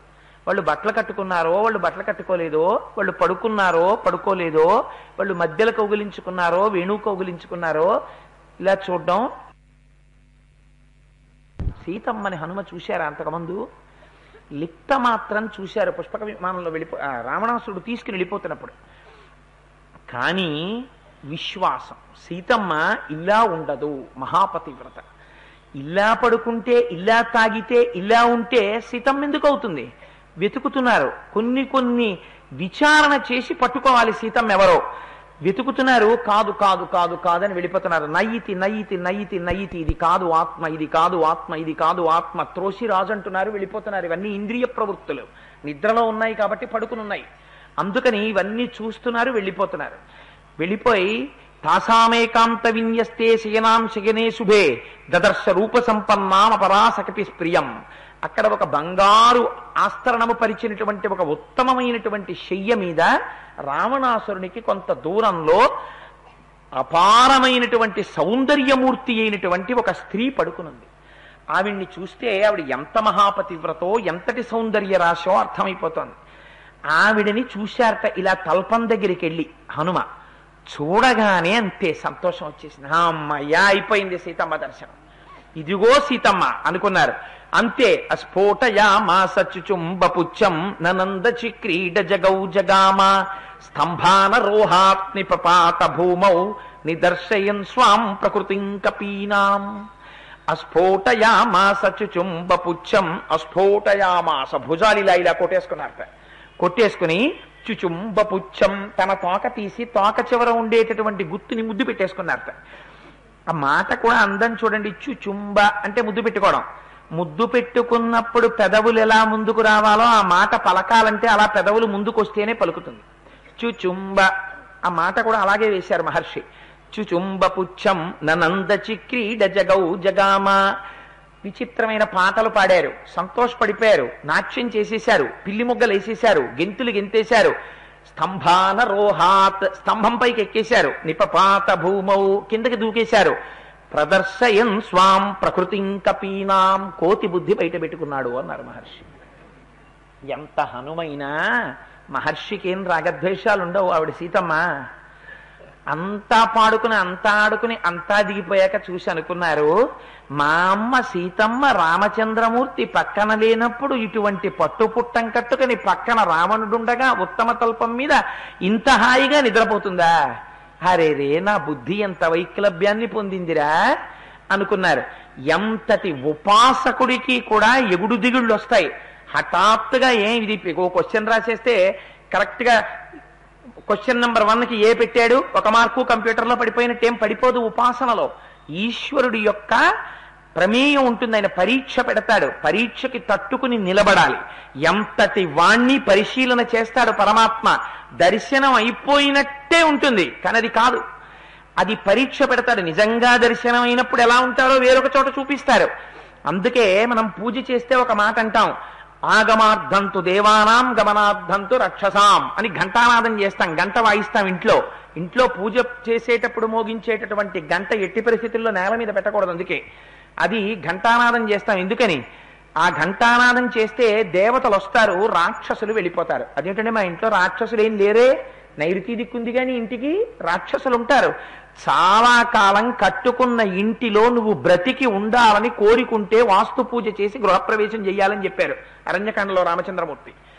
నాకు వాస్తు పూజ ఎక్కర్లేదండి, మేము వాస్తు హోమం చెయ్యం, మేము గృహప్రవేశం చేసేస్తామంటే నువ్వు చాలా కాలం ఆ ఇంట్లో ఉండవు అని గుర్తు. ఎందుకంటే నీ ఇంటిలోకి దేవతలు ఆవాహన అవుతారు. ఆవాహన అయినప్పుడు ఆ వాస్తు దేవతా పూజ చేసి లోపలికి ప్రవేశించాలి ప్రతిరోజు. అందుకే యజమాని వెళ్ళి కనీసం తులసి మొక్కలో నీళ్లు పోయిరా అంటారు. ఎందుచేత అంటే రోజు ఏడుస్తాయి ఇంట్లో తలుపులన్నీ, కిటికీలన్నీ, పెద్ద పెద్ద వృక్షాలు. వాటిని రంపాలు పెట్టి కోసేసి తలుపులు చేసి కిటికీలు చేసి పైన రకరకాలైనటువంటి పరికరాలు పెట్టి వాటిని చిత్రియ పట్టి నీకు కావలసినేటట్టు మెరిసేటట్టు చేసి వాటిలో ఒక ఇనపమూచలు గుచ్చి మేకులు కొట్టి తెచ్చిపెట్టావు. వృక్షములు కూడా ప్రాణమున్నవి. అటువంటి వృక్షములను నరికి తెచ్చి ఇంట్లో పెట్టావు. రాత్రి అయ్యేటప్పటికి తలుపులు వేస్తుంటావు. ఆ కొమ్మ అవన్నీ ఏడుస్తాయి. మమ్మల్ని దుర్మార్గుడు తెచ్చి ఇలా పెట్టుకున్నాడు, రక్షణ కోసం మేము దేవతా వృక్షాలం, ఎక్కడో ఉండవలసిన వాళ్ళం. వేపకర్ర తెచ్చి ఇంటికి పెడతావు, వేప చెట్టు స్వయంగా అమ్మవారు తెచ్చి ఇంట్లో పెట్టావు. పెడితే అందుకే యజమాని తద్దోష పరిహారం చెయ్యాలి. లేచి తను రోజు అభిషేకమో సంధ్యావందనమో ఏదో ఒకటి చేసి ఆ నీళ్లు పట్టుకెళ్ళి చెట్టు మొదట్లో పొయ్యాలి. ఏదీ లేదు, అపార్ట్మెంట్లో ఉంటున్నాను, ఎక్కడ పోస్తావు? తులసి కోటలో పొయ్యాలి ఇంటి యజమాని తులసి కోటలో నీళ్లు పట్టుకెళ్ళి పోస్తే ఇంట్లో మామిడి చెట్టు లాంటి చెట్టు ఉందనుకోండి, వాడు అదృష్టవంతుడు అనమాట. ఎందుకని అది దేవతావృక్షం. మామిడి చెట్టు రసోవై సహా, రసాలమని పేరు దానికి. సాక్షాత్ దేవతలు వచ్చి అక్కడ ఉన్నట్టే. వాడు రోజు చక్కగా అభిషేకమో ఏదో చేసుకుని ఆ పాత్ర పట్టుకెళ్ళి మడిబట్ట కట్టుకుని అందులోకి మొదట్లో నీళ్లు పోసాడు అనుకోండి, ఇంకా వేరే ఇంట్లో దేవతలందరూ ప్రీతి చెందుతారు. ఇంట్లో ఉన్న తలుపులు సంతోషిస్తాయిట. పోన్లేరా పాపం తప్పకమని పెట్టుకున్నాడు కానీ మన జాతిని వీడు పోషిస్తున్నాడు రా అని ఆశీర్వచనం చేస్తాయిట. అందుకని బ్రతుకంటే ఎంత జాగ్రత్తగా బ్రతకాలో నేర్పింది శాస్త్రం మనకి. అందుకని మనం పూజ చేస్తేనే ప్రతిరోజు రాత్రి రాక్షసులు ఇంటికి వచ్చేస్తారని చెప్పి మనం ఘంటానాదం చేసి ఓ రాక్షసులారా వెళ్ళిపోండి అంటాం. ఉత్తిష్టంతు భూత పిశాచాః ఏతే భూమి భారకాః ఏతేషామ విరోధేన బ్రహ్మకర్మ సమారభే వాళ్ళ పొద్దున చూశాం కదా, ఆ చేసేటప్పుడు అర్చనోసారి పశుపక్షతలు తీసి వాసన చూసి వెనక్కి వేసుకుంటాం. ఎందుకంటే వేసుకోవడం అంటే ఆ రాక్షసుల్ని లేచి వెళ్ళిపోమని, ఇంట్లోంచి భూత ప్రేతములను లేచి వెళ్ళిపోమని. అందుకని మన పూజకే అటువంటి వచ్చి వైక్లభ్యాన్ని సృష్టించినప్పుడు ఆత్మదర్శనానికి బయలుదేరినటువంటి యోగికి ఎగుడు దిగుళ్ళు రావా? వస్తాయి. కానీ జారిపోకుండా భగవంతుడి పాదములు పట్టుకుంటే ఆయన దిద్దుతాడు వచ్చేటటువంటి ఉపాసనలో దోషాన్ని. ఇక్కడ వచ్చింది దోషం. అందుకే చెప్పా సుందరకాండ ఉపాసన కాండ అని. ఇక్కడ దోషం వచ్చింది. మండోదరి దర్శనం సీతమ్మ దర్శనంతో తుల్యంగా భావించారు స్వామి హనుమ. వెంటనే బుద్ధిలోకి ప్రవేశించాడు మహానుభావుడు. రామచంద్రమూర్తి ప్రవేశించలేదనుకోండి, ఏమనుకుంటారు? ఈవిడే సీతమ్మ అనుకుని ఈ మాట వెళ్ళి చెప్పేశారనుకోండి, రావణాసురుడు అక్కడ పడుకున్నాడు, సీతమ్మ తల్లి ఇక్కడ పడుకుంది అని ఏమైపోతుంది రామాయణం? అలా కాకుండా ఈవిడ సీతమ్మ కాదు మండోదరి. మళ్ళీ బుద్ధిని ఎవరు సరిచెయ్యాలి? ఎవడు ఈ కంటికి కనపడడో వాడు సరిచెయ్యాలి. రామానుగ్రహం వెంట నడుస్తోంది. అందుకని వచ్చినటువంటి ఉపాసనా దోషాన్ని దిద్దబడి అర్థమైంది, కాదు ఈవిడ సీతమ్మ కాదు, ఈవిడ మండోదరి తెలుసుకున్నారు. సీతమ్మని అన్వేషించాలి. అక్కడి నుంచి బయలుదేరారు, పానభూమిలోకి వెళ్ళారు. అక్కడి నుంచి బయలుదేరారు, పానభూమిలోకి వచ్చారు. అక్కడ రకరకాలైనటువంటి బంగారు పాత్రలు, వెండి పాత్రలు, మణిమాణిక్యాలు పొదిగినటువంటి పాత్రలు ఎంత వర్ణించారో మహర్షి. నిజంగా దివ్యా ప్రసన్నా వివిధా సురాహ శర్కర పుష్పాసవ ఫలాసవాహ అని అక్కడ రకరకాలైనటువంటి సురలు. ఇప్పపళ్ళు బాగా పులియపెట్టి తీసినటువంటి సుర, పువ్వులలోంచి తీసినటువంటి కళ్ళు, పళ్ళల్లోంచి తీసినటువంటి కళ్ళు, తేనెలోంచి తీసినటువంటి కళ్ళు, రకరకాలైనటువంటి కళ్ళు. మంచి మధురాతి మధురమైన వాసన వెదజల్లుతోందిట. ఈ వాసనలు ఎలా ఉన్నాయంటే అక్కడ ఉన్నవి పిల్లాన్ని తల్లి పిలిచినట్టు రా రా అని పిలుస్తున్నట్టు ఉన్నాయిట. కొంతమంది ఆ పానాన్ని సేవించారు. అక్కడ స్త్రీలున్నారు, వారు సగం తాగి వదిలిపెట్టేసినటువంటి పాత్రలు, కింద పడి పగిలిపోయినటువంటి పాత్రలు. వాళ్ళందరూ అదంతా తాగేసి ఉన్నారేమో. ఒక పురుషుడు వేరొక స్త్రీని ఎప్పుడు చూడకూడదో అటువంటి పరిస్థితిలో వాళ్ళందరూ అక్కడ పడుకుని ఉన్నారు. వారందరినీ వెళ్ళి చూశారు. ఎందుకు చూడాలి? ఏమో సీతమ్మ ఎక్కడుంటుంది, స్త్రీలలో ఉండొచ్చు. అందుకని వెళ్ళి చూశారు. చూసి కాదు సీతమ్మ కాదు. అక్కడి నుంచి బయలుదేరారు. మళ్ళీ అక్కడి నుంచి అందరూ ఆహారాన్ని తీసుకునేటటువంటి ప్రదేశం ఏదుందో అక్కడికి వెళ్ళారు. అక్కడికి వెడితే దదర్శ హరిశార్దూలస్తస్య రక్షపతే గృహేహే మృగాణాం మహిషాణాంచ వరాహాణాంచ భాగశః. అక్కడ నెమళ్ల యొక్క మాంసం, కోళ్ల యొక్క మాంసం, మేకల మాంసం, గొర్రెల మాంసం, అడవి పందుల మాంసం, రకరకాలైనటువంటి జంతువుల యొక్క మాంసం, భక్ష్యాలు, భోజ్యాలు, లేహ్యాలు, నాలుకతో నాకవలసినటువంటివి, నోటిలోకి తాగవలసినటువంటివి, కలుపుకుని తినవలసినటువంటివి, తమంత తాముగా ఆరగించవలసినటువంటివి, రకరకాలైనటువంటి పదార్థాలన్నీ పెట్టేసి ఉన్నాయి. మీరు ఒక్కటి జ్ఞాపకం పెట్టుకోండి, ఎప్పుడు బయలుదేరారు స్వామి హనుమ అన్వేషణానికి? ఆ రోజు ఉదయం తెల్లవారుజామున తూర్పు దిక్కుకి తిరిగి నమస్కారం చేసి బయలుదేరారు. ఎప్పుడు అన్వేషణం ప్రారంభించారు? రాత్రి ప్రారంభించారు. అది ఎప్పుడు సమయం? రాత్రి 2 గంటల సమయమో అయిపోయింది అప్పటికి. ఈ మధ్యలో ఎక్కడైనా స్వామి హనుమ ఒక తేనె బొట్టు నోట్లో వేసుకున్నట్లు కానీ, ఒక గ్లాసుడు మంచినీళ్లు తాగినట్టు కానీ మీకు ఎక్కడైనా మహర్షి చెప్పారా? ఈశ్వరుని యందు పూనిక ఉంటే నీకు ఆ విషయాలు జ్ఞాపకానికి రాకూడదు. ఆ పూనికతో నువ్వు వెళ్ళిపోతున్నప్పుడు దేహానికి నిజంగా నీరు అవసరమైనా జ్ఞాపకానికి రాదు. ఎందుకని? మనస్సంతా ఎక్కడుంది? సీతాన్వేషణంలోనే. గ్లాసు కనపడినా సీతమ్మ కాదు, నీళ్లు కనపడినా సీతమ్మ కాదు. అది ఉంటుంది తప్ప నీరుగా గ్లాసుగా కనపడిపోయింది అంటే నువ్వు తపస్సు ఎక్కడ చేస్తున్నట్టు? ఏది వెతుకుతున్నారైన? ఈవిడ సీతమ్మ కాదు, ఈవిడ సీతమ్మ కాదు అంటే లోపల ఎవరున్నారు? సీతమ్మ ఉంది. ఈవిడ సీతమ్మ కాదు, ఈవిడ సీతమ్మ అయితే ఈవిడ సీతమ్మ అంటారు కదా. అంటలేదు. అంటే లోపల మనస్సులో సీతమ్మనే ధ్యానం చేస్తూ తపస్సు చేస్తూ తిరుగుతున్నారు. అలా తిరుగుతున్నటువంటి స్థితి ఏ స్థితి? కేవలం సాధకుడి యొక్క స్థితి అంతే. అందుకని ఆయన సాధకుడిగానే తిరుగుతున్నారు. తిరుగుతూ అన్వేషణ చేస్తూ సీతమ్మ తల్లి యొక్క జాడ కనిపెట్టడానికి ప్రయత్నం చేస్తున్నారు. ఇన్ని ఆహార పదార్థాలు వడ్డింపబడినటువంటి ఆ పాత్రలన్నిటినీ చూశారు. అందులోంచి వస్తున్నటువంటి వాసనలు చూశారు. కానీ దేనికి వశుడు కాలేదు. అక్కడ ఉన్నటువంటి స్త్రీలనందరినీ చూశారు. చూసి అక్కడ నుంచి దాటుకుంటూ ముందుకు వెళ్ళిపోయారు. ఎక్కడా ఒక ఇల్లు విడిచిపెట్టలేదు, ఒక తోట విడిచిపెట్టలేదు. అన్నీ వెతికేశారు. వెతికేసి వచ్చి మళ్ళీ పుష్పక విమానంలోకి వెళ్ళారు. అంతా వెతికారు, కిందకి దిగారు. దిగుతున్నప్పుడు మాత్రం గుండె బరువెక్కింది. ఇంత వెతికాన్రా లంకాపట్టణం, ఎక్కడా ఆగలేదు, వెతకనటువంటి ఇల్లు లేదు. ఇన్ని చోట్ల వెతికాను, గంధర్వ స్త్రీలు కనపడుతున్నారు, యక్ష స్త్రీలు కనపడుతున్నారు, కిన్నెర స్త్రీలు కనపడుతున్నారు, రాక్షసులు కనపడుతున్నారు, విద్యానవనాలు కనపడుతున్నాయి. సీతమ్మ తల్లి జాడ కనిపెట్టలేకపోయాను, సీతమ్మ కనపడలేదు అని కొంచెం బాధ వచ్చింది, చాలా నిర్వేదం కలిగింది. వెంటనే అనుకుంటారు, అనిర్వేద శ్రియో మూలం అనిర్వేద పరం సుఖం అనిర్వేదోహి సతతం సర్వార్థేషు ప్రవర్తక అని ఒక్కసారి ఉత్సాహాన్ని పుంజుకుంటారు. అందుకే సుందరకాండ వింటారు. హనుమ యొక్క స్థితిని మీరు జ్ఞాపకం పెట్టుకోండి. హనుమ సీతమ్మ తల్లి జాడ కనిపెట్టడానికి కేవలం ఒక రాత్రిలో ఆయన పడినంత కష్టం ఎక్కడ వెతుకుతున్నారు? శత్రుభూమిలో.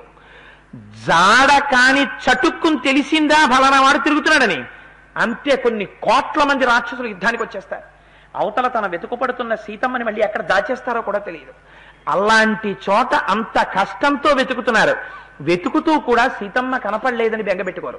అనిర్వేద శ్రియో మూలం అనిర్వేద పరం సుఖం అనిర్వేదోహి సతతం సర్వార్థేషు ప్రవర్తక కరోతి సఫలం జన్మో కర్మయత్తత్ కరోతి సహ తస్మాద్ నిర్వేద కృతం యత్నం చేష్టేహిముత్తమం అంటారు. ఎవడు శోకమునకు లొంగిపోడో, ఎవడు నిర్వేదమునకు లొంగిపోడో, ఎవడు ఉత్సాహమును నిరంతరము ప్రోధి చేసుకుంటాడో వాడు మాత్రమే కార్యాన్ని సాధించగలడు. అందుకని నేను శోకమునకు లొంగను, మళ్లీ సీతమ్మను అన్వేషిస్తానన్నారు, మళ్లీ లంకాపట్టణాన్ని అంతటినీ వెతికేస్తానన్నారు. ఇది ఈ ఉత్సాహం ఉన్ననాళ్ళు సాధకుడు దేని వైపుకైనా వెళ్ళగలడు. ఆ ఉత్సాహం కాని పోయిందా ఇంకా ముందుకు నడవలేడు. ఇది కూడా ఉపాసనలో ఒక రహస్యమే. ఏమిటో ఎంత పూజ చేశాను, ఎంత ప్రయత్నం చేశాను, ఆత్మదర్శనం వైపుకి ఒక్క అడుగు వేయలేకపోయాను కదా అని నిర్వేదం కలుగుతుంది. మళ్ళీ ఉత్సాహాన్ని పుంజుకోవాలి. ఆ ఉత్సాహాన్ని పుంజుకోవడం అనేటటువంటిది కేవలం బయట ఉపాసనకే కాదు, ఏ పనికి వెళ్ళినా ఈ ఉత్సాహాన్ని కానీ కోల్పోయాడా వాడికి పనికిరాడు, దేనికి పనికిరాడు. ఆ ఉత్సాహం ఉన్నంత కాలమే వాడు దేన్నైనా సాధించగలడు. హనుమ యొక్క స్థితిలో ఇంకొకరైతే కాళ్ళు జాపేసి కూర్చుండిపోతారు. హనుమ కూర్చోలేదు. సుందరకాండలో ఈ సర్గలో ఈ శ్లోకాలు వింటే ఎవరు తమ యొక్క శక్తిని మరిచిపోయి నిరుత్సాహానికి లోనైపోయారో వాళ్ళకి మళ్ళీ ఉత్సాహం జ్ఞాపకానికి వస్తుంది, మనస్సు ప్రచోదనానికి గురవుతుంది. అందుకని సుందరకాండలో ఈ శ్లోకాల్ని ఇంట్లో కొంచెం బాగుండట్లేదండి, ఏమిటో ఉత్సాహం ఉండట్లేదన్న వాళ్ళు సుందరకాండ చెప్పించుకుని వింటూ ఉంటారు. కారణం ఈ శ్లోకాల కోసమే. అందుకని మళ్ళీ ఉత్సాహాన్ని పుంజుకున్నారు. మళ్లీ లంకాపట్టణం అంతా వెతికేశారు. వెతికేసి వచ్చి మళ్లీ కూర్చున్నారు. చతురంగుళ మాత్రోపి నావకాశస్య విద్యతే రావణంతఃపురే తస్మిన్ యంకపిర్న జగాయ సహా. 4 అంగుళాలు నేను విడిచిపెట్టలేదు. 4 అంగుళాలు ఉంటే సీతమ్మ ఉందేమో అని వెతికాను. ఇంత లంకాపట్టణాన్ని 4 అంగుళాలు విడిచిపెట్టకుండా నేను వెతికితే అందులో ఒక్క రావణాసురుడి అంతఃపురం కొన్ని యోజనాలు ఉంటుంది. వెతికితే నాకు సీతమ్మ దర్శనం కాలేదు. ఎంత బెంగ పెట్టేసుకున్నారో, ఎంత బాధపడిపోయారో, నాలో ఏదో దోషం ఉందనుకున్నారు. అందుకే సీతమ్మ దర్శనం అవ్వట్లేదు. చూడండి, ఇంకొకటి మనస్సు అయితే ఎటువైపుకి వెళ్ళిపోతుంది. సీతమ్మ గురించి ఊహించకూడనటువంటి రకరకాలైనటువంటి ఆలోచనలు రావాలి, వస్తాయి తర్వాత హనుమంతటి వారికి కూడా. కానీ ఈ స్థాయిలో స్వామి అనుకుంటారు, ఎక్కడో నేను ముందు దోషం చేయలేదు కదా అనుకుంటారు. ఇంకొకరి వేపు ఇలా చూపించే ముందు నీ వేపు చూపిస్తున్న వేళ్ల సంగతి ఆలోచించు. ఎంత అందమైన మాట మాట్లాడతారంటే, బహుశः ఇంతమంది స్త్రీలు ఒంటి మీద బట్ట లేకుండా పడుకున్నటువంటి వాళ్ళని నేను చూశాను, నా యందు ధర్మమునకు లోపం వచ్చిందేమో అనుకున్నారు. ధర్మలోపం అంటే దాని గురించి వ్యాఖ్యాతలు ఏమని రాశారో తెలుసా అండి? ఉపనయనం అయిపోయిన తరువాత ఒక్క తన భార్య నిద్రపోతున్నప్పుడు తప్ప పురుషుడు ఇంకొక స్త్రీ అక్కడ నిద్రపోతోందని చెప్తే అటుకు వెళ్ళకూడదు. ఒక్క తన భార్య నిద్రపోతున్న ప్రదేశానికే ఉపనయనం అయిపోయిన తర్వాత పురుషుడికి అధికారం ఉంటుంది వెళ్ళడానికి. అక్కడ ఇంకొకరు పడుకున్నారండి, నిద్రపోతున్నారు అని చెప్తే అటు వేపుకి పురుషుడు వెళ్ళకూడదు. నేను వెళ్ళాను, మరి వాళ్ళందరూ నిద్రపోతున్నప్పుడు వెళ్ళాను, అందుకని నాకు ధర్మలోపం వచ్చిందేమో అనుకున్నారు. అనుకుని ఒక మాట అంటారు, మనోహిహేతు సర్వేషాం ఇంద్రియాణం ప్రవర్తనే శుభాశుభాస్వస్థాసు తచ్చమే సువ్యవస్థితం. ఎంత ధర్మం పాటిస్తారో చూడండి. ఆయన అంటారు, ఎవరిని వెతకాలి? నేను సీతమ్మని వెతకాలి. సీతమ్మ ఎవరు? స్త్రీ. స్త్రీ ఎక్కడుంటుంది? స్త్రీలలో ఉంటుంది. కాబట్టి నేను వెళ్ళి వెతికాను. వెతుకుతున్నప్పుడు సీతమ్మో కాదో చూడడానికి ఆ స్త్రీల వంక చూశాను. ఆ స్త్రీలు ఎలా ఉన్నా దానివల్ల నా మనస్సు ఏమైనా కదలిక కలిగిందా? నా మనస్సు భ్రష్టత్వాన్ని పొందిందా? ఏమీ పొందలేదు. ఈ కంటితో చూసి సీతమ్మని పసిగట్టాలి కాబట్టి కన్ను చూసింది, కానీ మనస్సులో మాత్రం ఎవ్వరూ జ్ఞాపకంలో లేరు. ఈ మనస్సు దేనివల్ల చలనమును పొందలేదు. అందుచేత నేను పవిత్రముగానే ఉన్నాను అని భావన చేశారు. ఈ విషయాన్ని మహర్షి ఇప్పుడు చెప్తారు. అలా ఉండి సాధకుడిగా జీవితం ఉండడం హనుమ. అంత తపశ్శక్తి రావణాసురుడి దగ్గర ఉన్న నిద్ర లేస్తే పరకాంత వ్యామోహంతో తిరగడం రావణాసురుడి యొక్క జీవితం. ఇద్దరికీ వేదం తెలుసు, ఇద్దరికీ జ్ఞానం తెలుసు, ఇద్దరికీ భక్తి ఉంది, ఇద్దరికీ తపస్సు ఉంది. కానీ ఎవరిని చూసి ఎవరు భయపడ్డారు? ఎవరి చేతి దెబ్బలు ఎవరు తిన్నారు? హనుమని చూస్తే రావణుడు హడిలిపోయాడు. ఎందుకు హడిలిపోయాడు? ఈయన తపశ్శక్తి, ఈయన జ్ఞానం లోకోపకారం వైపుకు వెళ్ళాయి. రావణాసురుని యొక్క తపశ్శక్తి, రావణాసురుని యొక్క అధ్యయనం లోక భ్రష్టత్వం వైపుకి నడిచాయి. తెలియడం కాదు కావలసింది, నీ నడక ఎలా ఉంది, నీ నడత ఎలా ఉంది, దీన్ని కూడా ఈశ్వరుడు చూస్తాడు. దాన్ని బట్టి నీకు ఫలితం ఇవ్వబడుతుంది. జ్ఞాపకం పెట్టుకో, సుందరకాండ తీర్పు. అందుచేత అనుకున్నారు, నిర్వేదం పొందారు. నేను సీతమ్మ దర్శనం చెయ్యలేకపోయాను. ఇప్పుడు నేను మళ్ళీ తిరిగి ఉత్తర తీరాన్ని చేరుకుంటాను. చేరుకున్న తర్వాత ఒంటికాలి మీద నిలబడి ఉంటారు అక్కడ వానరములన్నీ. పెద్దవాడు జాంబవంతుడున్నాడు, అంగదుడున్నాడు. అడుగుతారు, సీతమ్మ దర్శనం చేశావా అని. నాకు సీతమ్మ జాడ తెలియలేదు అని చెప్తాను. వెనక్కి ఎలా పెడతారు? సుగ్రీవుడు అందరిని సంహరిస్తాడు, వేళ దాటిపోయింది కాబట్టి ఏం చేస్తారు? అందరూ ప్రాయోపవేశం చేస్తారు. ప్రభువు నా గురించి ఎదురు చూస్తుంటాడు, హనుమ రాలేదు దక్షిణ దిక్కు నుంచని. నేను వెళ్ళి సుగ్రీవుడికి ఈ మాట చెప్తాను, సీతమ్మ జాడ కనపడలేదు అని. ఈ మాట వినగానే నేను మిత్రుడికి ఉపకారం చెయ్యలేకపోయాను అని సుగ్రీవుడు ప్రాణం వదిలేస్తాడు. సుగ్రీవుడు ప్రాణం వదిలేయగానే ఉన్న స్నేహితుడు కూడా మరణించాడు అని రామచంద్రమూర్తి వదిలిపెట్టేస్తారు. రాముడు లేక లక్ష్మణుడు వదిలేస్తాడు. ఇది విని వానరకాంతలందరూ వదిలేస్తారు. తదనంతరం వానరులందరూ మరణిస్తారు. ఈ వార్త ఇక్ష్వాకు వంశానికి అయోధ్య చేరుతుంది. అక్కడ వాళ్ళందరూ మరణిస్తారు. కౌసల్య, సుమిత్ర, కైకేయి మరణిస్తారు. నేను పట్టుకెళ్లిన వార్త వల్ల ఇంతమంది మరణిస్తారు. ఈ వార్త పట్టుకుని నేను వెడితే ఎంత, వెళ్ళకపోతే ఎంత? మరి సీతమ్మేమైనట్టు?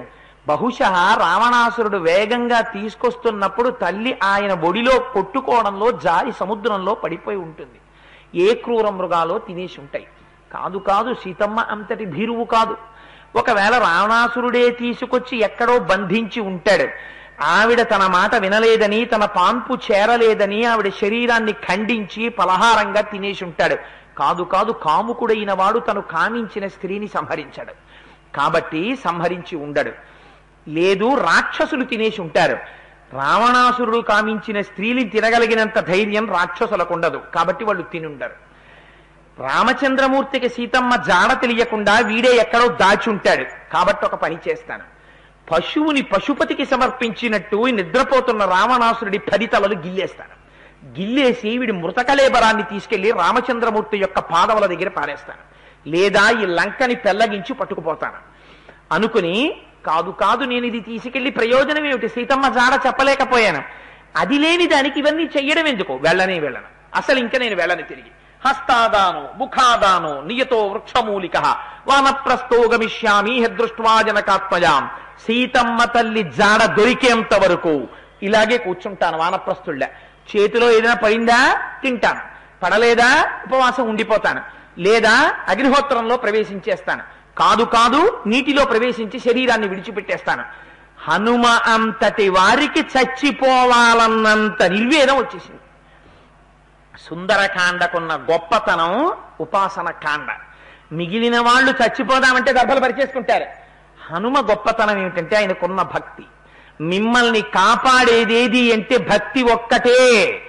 మాకు ఐశ్వర్యం ఉందండి, నీకు అక్కడికి రాదు. మైనాకుడి కన్నా నువ్వు ఐశ్వర్యవంతుడుగా, బంగారు శిఖరాలున్నాయి మైనాకుడికి.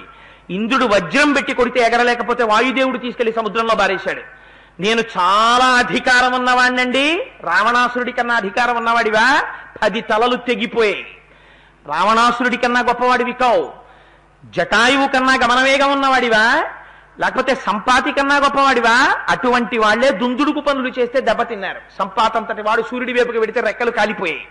అందుచేత నువ్వేది జ్ఞాపకం పెట్టుకోవాలి, నిన్ను రక్షించగలిగినటువంటిది ఈశ్వరానుగ్రహం ఒక్కటే. అందుకే పోతన గారు అంటారు, రక్షణము లేక సాధుడు రక్షితుడకు సమత చేసి రాయుడులందున్, రక్షణలు వేయగలిగిన శిక్షితుడకు కలుడు పాపచిత్తుండగుటన్. ఏ రక్షణ లేకపోయినా పుణ్యాత్ముడైతే బ్రతికేస్తాడు.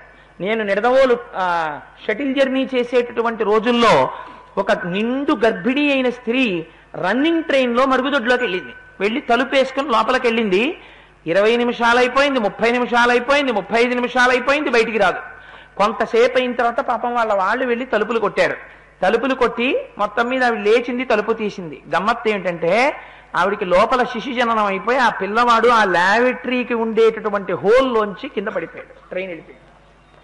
ఇది తెలిసి ట్రైన్ చైన్ పుల్ చేశారు. గమ్మత్తు ఏమిటో తెలుసా అండి, అదే సమయానికి ఆ పిల్లవాడు జారి ఆ శిశువు రాళ్ల మీద పడిపోతే, రైలంతా వెళ్ళిపోతే, ఒక హాకర్ అంటే ఈ నేరేడు పళ్ళు అవి ఇవి అమ్ముకునే వాళ్ళు ఉంటారే, వాళ్ళు అవుటర్ సిగ్నల్ దగ్గర దిగిపోతుంటారు. ఎందుకంటే వాళ్ళకి లైసెన్స్ లేదని పట్టుకుంటారు స్టేషన్లోనే, అక్కడే దిగిపోతుంటారు.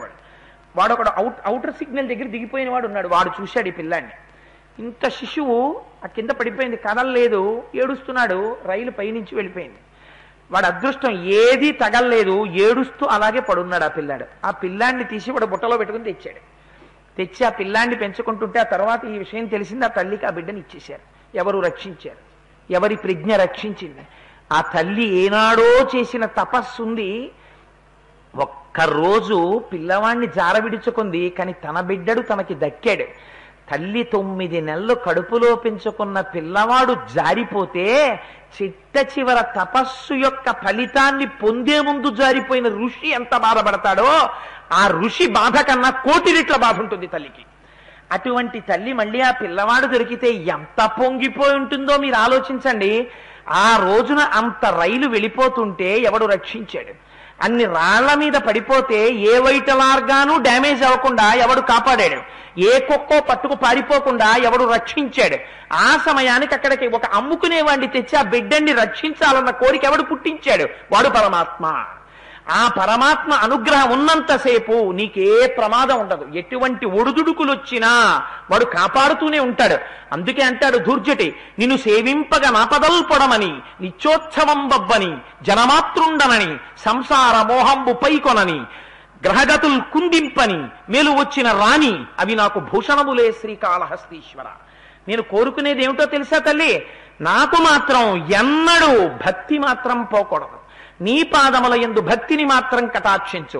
నరత్వం, దేవత్వం, నగవన మృగత్వం, వశకత, పశుత్వం, కీటత్వం భవతు విహగత్వాది జననం, సదాత్తాదాబ్జ స్మరణ పరమానందలహరి, విహారాసక్తం చేద్రూధయమిహ కించేన వపుష అంటారు శంకర భగవత్పాదులు శివానందలహరిలో.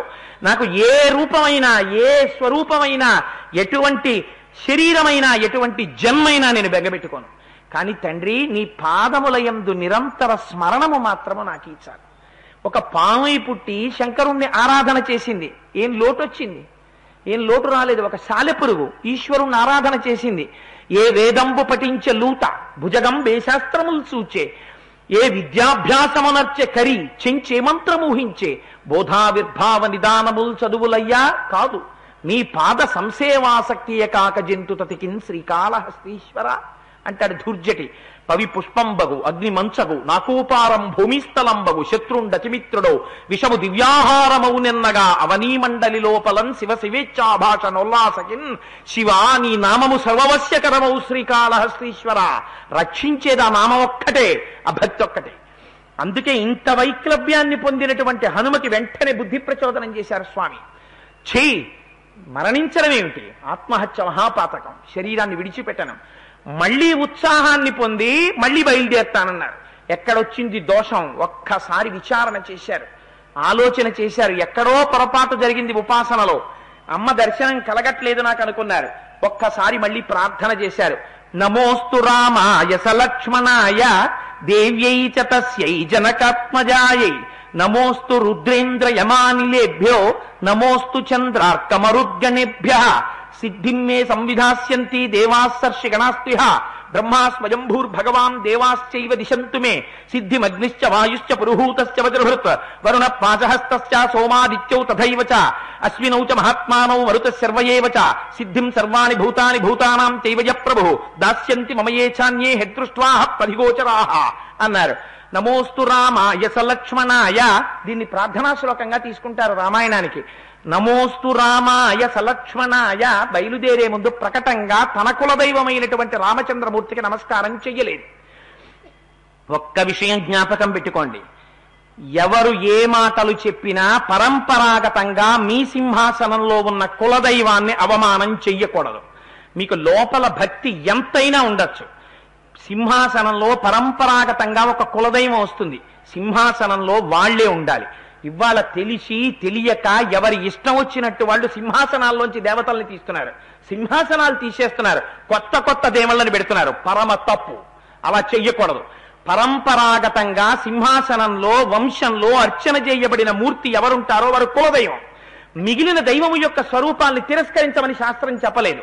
మిగిలినటువంటివన్నీ ఆరాధించు, ఆరాధించి ఈయన మా స్వామి యొక్క స్వరూపమే అను, ఇవన్నీ మా స్వామి అను. నువ్వు శివారాధకుడివి కావచ్చు, ఎప్పుడు విష్ణు ద్వేషం చెయ్యకు. విష్ణువెవరు? మా స్వామే. శివుడికి కేశవుడికి భేదం లేదను. అంతేకాని మిడిమిడి జ్ఞానంతో ఒక స్వరూపాన్ని పట్టుకుని ఒక స్వరూపాన్ని కాదన్నావా? ఒకే పరమాత్మ. పంచ కట్టుకుంటే పరమాత్మ, ప్యాంట్ వేసుకుంటే నీ కొడుకు కాడా? నా కొడుకే పంచ కట్టుకున్నాడు, పంచ కట్టుకుంటే నా కొడుకు, ప్యాంట్ వేసుకుంటే కొడుకు కాదా? నామం ఏమిటి, రూపం ఏమిటి? ఏకస్త్వమేవ బహుధా భవిభాసి లోకే నిశంకధీర్ వృషభకేతన మల్లినాథ శ్రీభ్రామరి ప్రియ సుఖాశ్రయ లోకనాథ. ఉన్నదొక్కటే పరమాత్మ, అది జ్యోతిస్వరూపం, పరంజ్యోతి. దానికి అసలు నామం లేదు, రూపం లేదు. అది పరిత్రాణాయ సాధూనాం వినాశాయ దుష్కృతాం ధర్మ సంస్థాపనార్థాయ సంభవామి యుగే యుగే అజాయమానో బహుధా విజాయతే. అది రకరకాల రూపాలు పొందింది. ఒక రూపాన్ని ప్రేమించి ఒక రూపాన్ని ద్వేషించడం ఎంత అజ్ఞానం! అలా అయితే ఒక వ్యాస భగవానుడు అన్ని సహస్రనామ స్తోత్రాలు ఎందుకు ఇస్తాడు? అందుకని నీ కులదేవతను ఆరాధించు సింహాసనంలో పెట్టి, కానీ ఇతర దేవతల్ని ఎప్పుడూ ద్వేషించకు. ఈ స్వామి అలా ఉన్నారని చెప్పు, నోరార కీర్తించు. అందుకే పోతన గారు ఒక మాట అంటారు, ఎప్పుడు చేసిన చేతులారంగ శివుని పూజింపడేని నోరు నొవ్వంగ హరికీర్తి నుడువడేని దయయు సత్యంబులోనుగా తలపడేని కలుగనేటికి తల్లుల కడుపు చేటు. నువ్వు భాగవతాన్ని నమ్మిన వాడివైతే, పోతన గారిని నమ్మిన వాడివైతే ఇది జ్ఞాపకం పెట్టుకో. అందుకని అక్కడ ఎంత అందమైన మాట చెప్పారో చూడండి. నమోస్తు రామాయ సలక్ష్మణాయ, తాను బయలుదేరే ముందు రామచంద్రమూర్తికి ఎక్కడా ప్రకటంగా నమస్కారం చెయ్యలేదు. అందుకని ఇప్పుడు ఆ దోషాన్ని దిద్దుకుంటున్నారు. నమోస్తు రామాయ ప్రయత్నపూర్వకంగా నమవాచకాన్ని ప్రయోగం చేశారు. స్వామీ నమస్కారం, నేను ఎంతటి వాణ్ణి? నమస్కారం అంటే 5 జ్ఞానేంద్రియాలు 5 కర్మేంద్రియాలు అధిష్టానమైనటువంటి బుద్ధి 11 కలిపి ఇలా పెడితే అది నమస్కారం. ఇలా అంటే ఆఫీస్ నమస్కారం. పెద్దల దగ్గర భగవంతుడి దగ్గర ఇలా పెట్టాలి. అందుకని నమోస్తు రామాయ సలక్ష్మణాయ, లక్ష్మణునితో కూడుకుని ఉన్నటువంటి రాముడికి నమస్కారం. భాగవతులతో కూడుకుని ఉన్నటువంటి పరమాత్మ మరింత ప్రసన్నుడై ఉంటాడు. అందుకని నమోస్తు రామాయ సలక్ష్మణాయ దేవ్యై చ తస్యై జనకాత్మజాయై. అమ్మా నిన్ను నేను వెతకడమేమిటమ్మా? దేవీ శృతిం భగవతీం ప్రథమే పుమాంసః తత్సద్గుణౌఘమణికోశ గృహం గృణంతి తద్వారపాటన పటూని చ ఇతిహాస సంతర్కణ స్మృతి పురాణ పురస్సరాణి అంటారు పరాశర భట్టలు శ్రీగుణరత్న కోశంలో. పురాణములైనా వేదములైనా ఉపనిషత్తులైనా అమ్మవారు ఉండేటటువంటి చిరునామా చెప్తాయి తప్ప అమ్మవారి యొక్క దర్శనాన్ని చేయించలేవు. అమ్మవారి దర్శనం అమ్మవారి యొక్క అనుగ్రహం మీద ఆధారపడి ఉంటుంది. అమ్మా నేనా అమ్మా నిన్ను దర్శనం చేసేవాణ్ణి, నేను నీ గురించి వెతకనా? వెతికితే నువ్వు కనపడతావా? అలా ఎందుకు కనపడతావమ్మా? నువ్వు అనుగ్రహిస్తే నాకు దర్శనమిస్తావు. తెలియక నేను వెతుకుతున్నానని వెతికానమ్మా, నేను కాదు వెతికేవాణ్ణి. సీతమ్మ తల్లి దర్శనాన్ని హనుమ చేసుకున్నారన్న ఖ్యాతి నువ్వు నాకు ఇవ్వాలి. దానివల్ల నేను కృతార్థుడనవ్వాలి. రేపొద్దున్న లోకంలో అందరూ శింశుపావృక్షం కింద కూర్చున్న సీతమ్మ దర్శనం హనుమకు అయింది అని సంతోషించాలి. అమ్మా నాకు అటువంటి భాగ్యాన్ని ఇయ్యమ్మా, నేను నిన్ను చూడడం ఏమిటమ్మా, పొరపాటు జరిగిపోయింది అన్నారు. దేవ్యై చ తస్యై జనకాత్మజాయై. అమ్మా నీ పుట్టుకెటువంటిది? జనకుని యొక్క ఆత్మస్వరూపిణివి నువ్వు. ఎందుచేత? ఆత్మజవు. జనక మహారాజు గారి యొక్క శరీరమునకు జన్మించిన దానివి కావు, ఆయన తేజస్సుకి జన్మించిన దానివి కావు. ఆయన యజ్ఞం చేద్దామని నాగలి పెట్టి భూమిని దున్నుతుంటే తనంత తానుగా నాగటి చాలుకి తగిలి పైకి లేచి వచ్చి ఉద్ధిత అని పిలిపించుకుని నీ అంత నువ్వు సీత అని పేరు పెట్టుకున్నటువంటి తల్లివి. అలా నువ్వు దొరకడం చేత జనకుడు భాగ్యాన్ని పొందాడు. ఏమని? జానకి అని పేరు పెట్టుకున్నావు, నేను జనకుడి కూతుర్ని అని. నువ్వు ఆ పేరు పెట్టుకుని జనక మహారాజు గారిని ఉద్ధరించావమ్మా. అటువంటి తల్లివి నాకు దర్శనమిచ్చి నన్ను ఉద్ధరించమ్మా. దేవ్యై చ తస్యై జనకాత్మజాయై నమోస్తు రుద్రేంద్ర యమానిలేభ్యో నమోస్తు చంద్రార్కమరుద్గణేభ్య. సమస్త దేవతలు నాకు ఈ సిద్ధిని కటాక్షించాలి. ఇప్పుడేమంటున్నారు? అది సిద్ధి అన్నారు. సిద్ధిం మే సంవిధాస్యంచి దేవాస్య గణాస్వ్య బ్రహ్మా స్వయంభూర్భగవాన్ దేవాశ్చైవ దిశంతు మే సిద్ధిమగ్నిశ్చ వాయుశ్చ పురుహూతశ్చ వజ్రభృత్ వరుణ పాశహస్తశ్చ సోమాదిత్యౌ తథైవ చ అశ్వినౌ చ మరః మహాత్మానౌ మరుతః సర్వయేవ చ సిద్ధిం సర్వాణి భూతాని భూతానాం చైవయ ప్రభు దాస్యంతి మమయేఛాన్యే హదృష్ట్వాః పరిగోచరాః. నాకు అటువంటి దృష్టిని కల్పించి నాకు సీతమ్మ తల్లి యొక్క దర్శనమయ్యేటట్టుగా దేవతలందరూ నన్ను కటాక్షింతురుగాక అని నమస్కారం చేశారు. చెయ్యగానే ఎదురుగుండా అశోకవనం కనపడింది. ఇది ఈశ్వరానుగ్రహం అంటే. దిద్దారు స్వామి. ఇప్పుడు ఎక్కడ దిద్దారు? ఏది మరిచిపోయారో దాన్ని జ్ఞాపకం చేశారు.